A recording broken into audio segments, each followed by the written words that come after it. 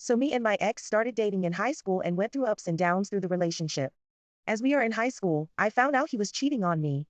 And what I mean by cheating is talking to other women and practically using them to get sex and paying money BTW. I found this out a year into our relationship and I obviously wasn't having it.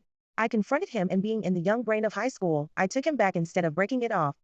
Now he was obviously trying to make it up to me and I enjoyed it, but then a year later, so about 2 years into our relationship, I find more and more, and obviously, I see this as a problem and sign to just dump him, but this is my very first relationship, so heartbreaking and not tested the waters.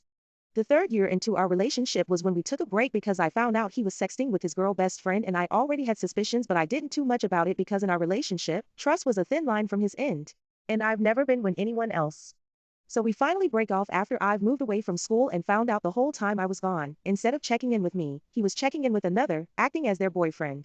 And that threw me over the edge. I called him, telling it was over and I'm done with this.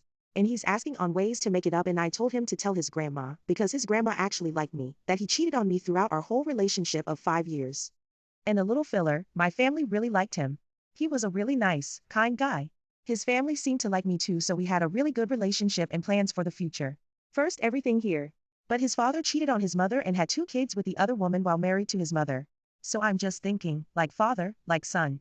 Also, he's had a few relationships before me but they broke up for simple reasons which took place with the girl stealing stuff from him and all that jazz. Going back to the story, he told his grandma and my father and stepmother early in the morning BTW. And me and him broke it off, positively thinking that we could be friends. I pulled away from him, no contact, no nothing. I didn't want anything to do with him. We spoke in person one last time, discussing our plans for the future. I want a few years off before thinking about getting back with him and he asked if we could still be friends. I agreed, but I still don't want to have anything to do with him at all.